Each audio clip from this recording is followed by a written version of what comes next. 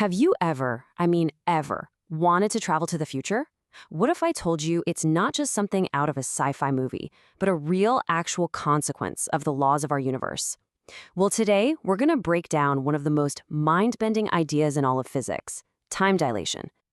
So let me ask you straight up, can you travel to the future? And the answer, believe it or not, is yes. You're actually doing it right now, 1 second at a time. But what if you could skip ahead? What if you could arrive in the distant future while you've only aged a little bit?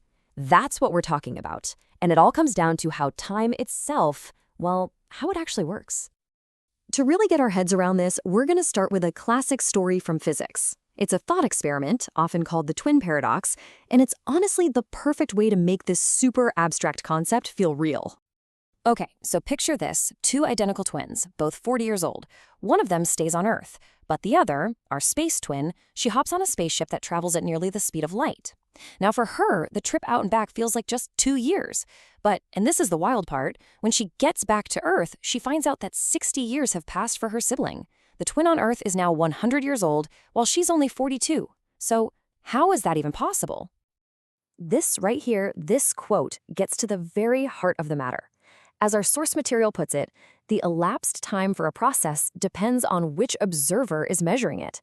This is the core, mind-blowing idea from Einstein's special relativity, the realization that time isn't some universal clock just ticking away at the same rate for everyone. It's just not. So how can time be so flexible?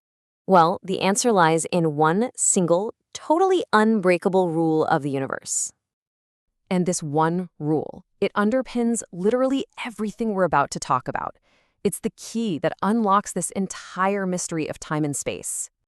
And here it is. The speed of light is constant. Always. It doesn't matter if you're standing still, running towards a light beam, or flying away from it in a rocket at half the speed of light.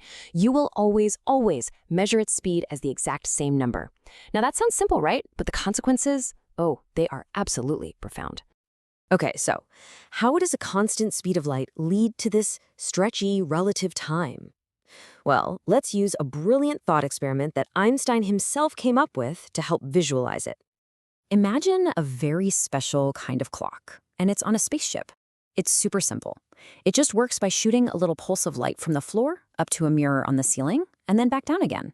Every time that light makes a round trip, that's one tick of the clock. Got it? Good. Now, let's look at this same clock from two different points of view. From the astronaut's perspective, who's on the ship with the clock, the light pulse just travels a simple, short path straight up and down. Easy enough. But for someone on Earth watching that spaceship fly by, the light has to travel a longer, diagonal path to hit that moving mirror and then get back to the moving floor. They're both watching the exact same tick of the clock happen. Now, let's put it together. Remember our unbreakable rule. The speed of light is the same for both observers. So if the light travels a longer distance for the person on Earth, well then it must take more time for that tick to happen from their perspective. And that means the moving clock appears to be running slow. And this bizarre effect, it has a name. It's called time dilation. It's the idea that time itself can literally stretch. For an observer watching something move at really high speed, time it appears to pass more slowly for the moving object. Put simply, moving clocks tick slower. You know, physicists have a special term for the time that's measured by someone moving with the clock, like our astronaut. They call it proper time. For her, the light pulse farts and ends in the same physical place, so she measures the shortest possible time for that tick. Everyone else who sees the clock moving past them, they're going to measure a longer, dilated time. Okay, I know what you might be thinking. This is all just a quirky thought experiment, right? Well, no. It's a physical reality, and we actually see the proof of it constantly, falling down on us from the sky. The best evidence, maybe ever, comes from these tiny, short-lived particles called muons. They're created way up in our upper atmosphere when high-energy cosmic rays from deep space come smashing into things.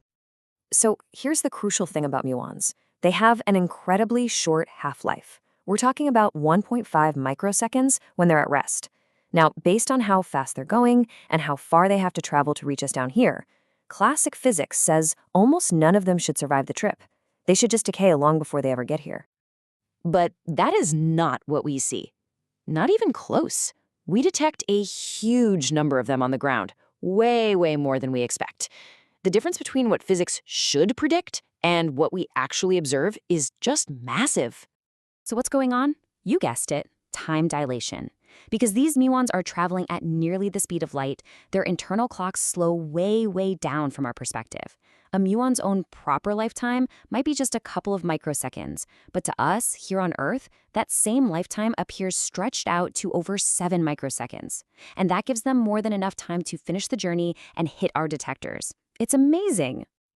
And it's not just particles. Back in 1971, in something called the Heffele-Keating experiment, physicists took these incredibly precise atomic clocks and flew them around the world on commercial jets. And when the planes landed, those clocks were just a tiny bit behind the clocks they left on the ground, exactly as relativity predicted. Time dilation is real. Okay, so with all that in mind, let's circle back to our twins and finally solve that nagging paradox once and for all. The big question, the one that makes it a paradox, is this. If motion is relative, why can't the space twin argue that the Earth was the one moving away from her and that the Earth twin should be the one who aged less? Why is one experience different from the other? And here is the key. Their situations are not identical. They're not symmetrical.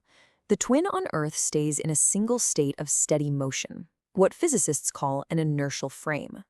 The space twin, though, she has to accelerate to crazy high speeds, then she has to decelerate to turn around, and then accelerate again to come home. That acceleration, that physical force, is what breaks the symmetry. It's a one-sided experience, and it's what makes the traveling twin the one who really truly ages less. What this all really means is that our everyday intuition about time, it's just wrong. It's not some universal constant ticking away for everyone everywhere. The stretching of time is an intrinsic property of the universe itself. It's woven into the very fabric of what we call space-time. Time is relative. And that really brings us to a final thought. Time dilation proves to us that one of the most fundamental things in our reality is not what it seems. So it kind of leaves us with a question to chew on. If time isn't fixed, what else about our universe is more flexible than we imagine?